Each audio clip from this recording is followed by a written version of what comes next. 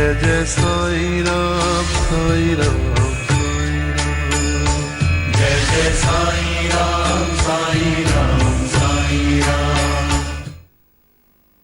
मैं धर्म एक बार फिर आ गया हूं, आपको धर्म की राह पर चलने की सीख देने, आपको सही और गलत के बीच का फर्क बताने की कोशिश करने।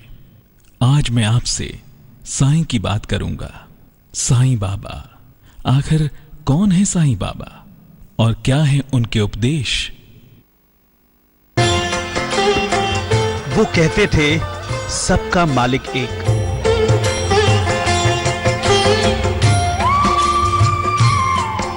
वो कहते थे दूसरों से पहले खुद को देख। साईं रहम नजर करना, बच्चों का पालन करना। साईं रहम नजर करना। उनके दर से नहीं जाता था कोई खाली हाथ। एक फकीर जो है सबसे धनवान, उनकी रहमत का भूखा है हर इंसान। दुनिया जिन्हें साईं बाबा बुलाती है, उनके दर पर सिर झुकाती है। उनकी हर बात में एक अनोखी सीख है जो उनके भक्तों को समृद्ध बनाती है। शिरडी के साईं कहां से आए थे, कब आए थे, कैसे आए थे, किसी को नहीं पता। भक्तों ने पूछा तो साईं ने हर सवाल का जवाब अपनी मुस्कुराहट से दिया।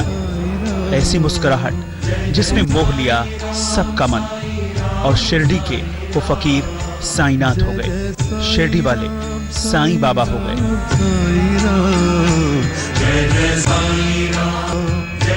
साईं के जन्म के बारे में किसी को सही नहीं पता, इसलिए उन्हें अवतार मानते हैं। महाराष्ट्र के शिरडी में है साईं का वास। हर धर्म के लोग हैं साईनाथ के भक्त। गुरुवार के दिन होती है इनकी विशेष पूजा और व्रत। चमत्कारी पुरुष भगवान और गुरु के रूप में होती है साईं की पूजा। गुरु के रूप में साईं की आराधना सबसे उत्तम है। साईं के भक्तों को सब ओर बस साईं ही नजर आते हैं। साईं बाबा ने कोई विशेष पूजा या जीवन दर्शन नहीं दिया। साईं ने हमेशा एक ही बात पर जोर दिया कि ईश्वर एक है। साईं अपने भक्तों को श्रद्धा सबूरी का संदेश देते हैं। साईं के 11 वचन उनके भक्तों के लिए उनका दर्शन है। साईं के 11 वचनों में जीवन की हर समस्या का समाधान छिपा है। साईं के 11 वचन भक्तों के लिए 11 वरदान जैसे हैं। साईं हिंदू थे या मुसलमान, ईश्वर के दूत थे या स्वयं भगवान, या थे आम इंसान? ऐसे कई सवाल हैं जिनका जवाब और कहीं नहीं, बस साईं बाबा के भक्तों के पास है, जिनके लिए साईं ही सब कुछ हैं और जिनका सब कुछ साईं का है।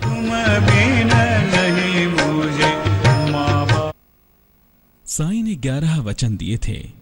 इन 11 वचनों का अपना महत्व है। आइए आपको साईं के 11 वचनों के बारे में बताता हूं। ये भी बताता हूं कि इनका अर्थ क्या है। जय जय साईं राम साईं राम साईं राम। जय जय साईं राम साईं राम साईं राम। जिन्हें प्यार से मालिक बुलाते हैं भक्त, जिन्हें पाकर सब कुछ भूल जाते हैं भक्त। साईं राम। जय जय साईं राम साईं राम। जो श्रद्धा और सबूरी का देते हैं संदेश। साईं राम साईं राम साईं राम। जय जय साईं राम साईं राम साईं राम।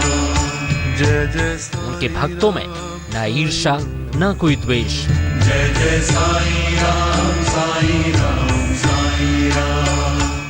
न किसी मजहब का बंधन, न किसी धर्म की रोक-टोक। सामाजिक छुआछूत से दूर शिरडी के साईं अपने करोड़ों करोड़ों भक्त की आस्था के भगवान बनते चले गए। राम साईं राम साईं राम। जय जय साईं राम साईं राम साईं राम। साईं बाबा ने अपने भक्तों से कभी कुछ नहीं मांगा, हमेशा सिर्फ दिया। साईं की दी हुई ऐसी ही एक नेमत है उनके 11 वचन। वो वचन जिन्हें अपने जीवन में उतारकर भक्त हो जाते हैं हर चिंता से मुक्त। आज हम आपको साईं बाबा के उन्हीं 11 वचनों के बारे में बताएंगे, उन्हीं वचनों के सही मायने समझाएंगे। गौर से देखिए।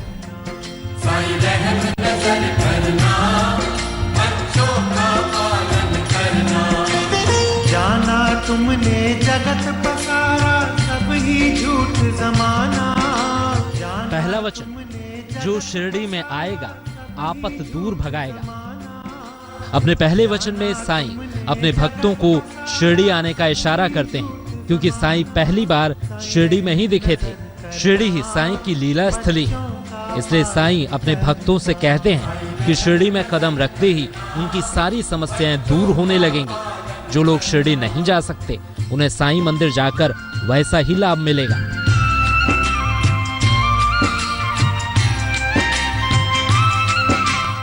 चढ़े समाधि की सीढ़ी पर, पैर तले दुख की पीढ़ी पर।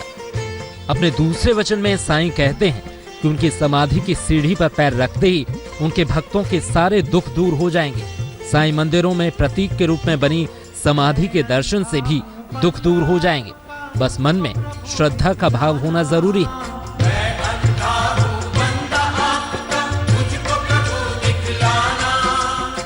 साईं बाबा का तीसरा वचन, त्याग शरीर चला जाऊंगा, भक्त हेतु दौड़ा चलाऊंगा। साईं बाबा कहते हैं कि मैं भले ही शरीर में ना रहूं, लेकिन मेरा भक्त जब भी मुझे पुकारेगा मैं दौड़कर उसके पास चला आऊंगा और हर तरह से अपने भक्त की सहायता करूंगा।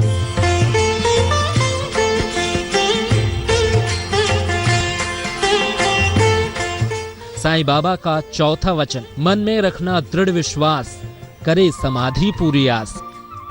अपने चौथे वचन में साईं कहते हैं कि हो सकता है मुश्किल में मुझे ना पाकर मेरे भक्तों का भरोसा डगमगाने लगे, वो अकेला और असहाय महसूस करने लगे, लेकिन मेरे हर भक्त को एक बात पर हमेशा विश्वास होना चाहिए कि मेरी समाधि पर आकर की गई प्रार्थना पूरी होगी। बस श्रद्धा और सबूरी बनाए रखें।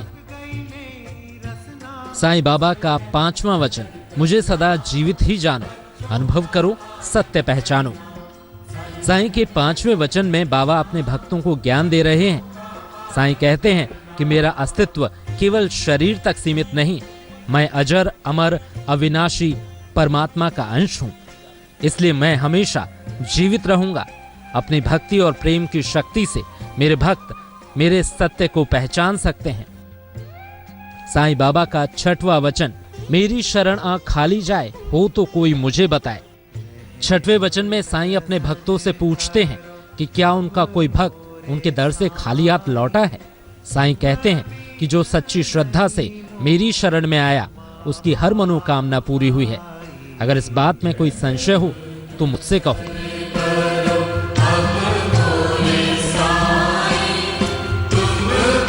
साईं बाबा का सातवां वचन, जैसा भाव रहा जिस जन का वैसा रूप हुआ मेरे मन का।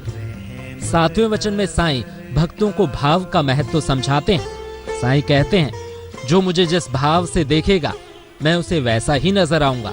इतना ही नहीं, मेरे भक्त जिस भाव से कामना करते हैं मैं उसी भाव से उनकी कामना को पूरा करता हूं। साईं बाबा का आठवां वचन, भार तुम्हारा मुझ पर होगा, वचन न मेरा झूठा होगा। साईं का आठवां वचन भक्तों के प्रति उनके अपार प्रेम को दर्शाता है। साईं कहते हैं जो मुझ पर पूरी तरह समर्पित होगा उसके जीवन का हर भार मैं उठाऊंगा, उसके हर दायित्व को मैं स्वयं निभाऊंगा। साईं बाबा का नौवां वचन, आ सहायता लो भरपूर, जो मांगा वो नहीं है दूर। नौवें वचन में साईं कहते हैं मेरे पास आओ, मैं तुम्हारी भरपूर सहायता करने को आतुर हूं। जो श्रद्धा और प्रेम से मुझसे कुछ मांगेगा मैं उसे अवश्य पूरा करूंगा। साईं बाबा का 10वां वचन, मुझ में लीन वचन व काया, उसका ऋण ना कभी चुकाया। ये साईं का 10वां वचन है। इसमें साईं कहते हैं कि जो भक्त मन वचन और कर्म से मुझ में लीन रहता है, जो हर वक्त मुझे याद करता है, मैं हमेशा उसके कर्ज के भार से दबा रहता हूँ। उसकी हर इच्छा हर जिम्मेदारी मुझ पर ऋण के समान है। साईं बाबा का 11वां वचन, धन्य धन्य व भक्त अनन्य, मेरी शरण तज जिसे न अन्य। साईं का 11वां वचन भक्तों को संदेश देता है कि अनन्य भाव से लीन होकर ही ईश्वर की रहमत मिलती है। साईं बाबा कहते हैं कि मेरे वो भक्त धन्य हैं जो अनन्य भाव से मेरी भक्ति में लीन हैं। ऐसे ही भक्त वास्तव में मेरे प्रिय हैं। साथिया करेगा, साथिया करेगा। साईं के भक्त मानते हैं कि शिरडी के कण कण में बसे हैं उनके साईं। इसीलिए तो साईं के दरबार से मुरादों की झोली भरकर ही लौटते हैं भक्त। भक्तों की आस्था साईं की अदृश्य सत्ता को साक्षात रूप से स्वीकार करती है।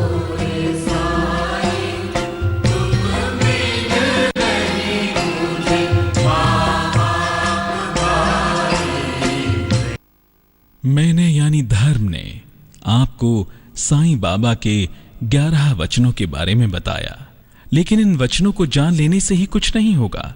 आपको इन्हें अपने जीवन में प्रयोग करना होगा। और इन्हें प्रयोग कैसे किया जाएगा ये भी मैं आपको बताता हूं। शिरडी साईं पति साईं हमको दीजो प्रेमामृत सारा, प्रेमामृत सारा। वो कहां से आए, कब आए, लिया जन्म या है अवतार, अब तक नहीं जान पाया संसार, फिर भी करता है साईं से प्यार। साईं पति साईं हमको दीजो। साईं बाबा के 11 वचनों के बारे में तो आपने जान लिया, लेकिन इसे अपने जीवन में कैसे शामिल करना है ये समझने के लिए जानने होंगे 11 वचनों से जुड़े कुछ जरूरी नियम। किसी भी गुरुवार को इन वचनों को पीले कागज पर लाल कलम से लिख लें। इन वचनों को अपने पूजा स्थान, सोने के कमरे और काम करने की जगह पर लगाएं। पूजा के पहले, सोने के पहले, काम करने के पहले और सोकर उठने के बाद इन वचनों को पढ़ें। वचनों को पढ़ने के बाद साईं बाबा को याद करें। साईं बाबा की कृपा आप पर जरूर बरसेगी। 11 वचनों के रूप में साईं ने अपने भक्तों को ऐसी चमत्कारी शक्ति दी है जिससे उनकी तमाम मुश्किलें खुद ब खुद दूर होने लगेंगी। जी हाँ, ऐसी ही है शिरडी के साईं नाथ की महिमा।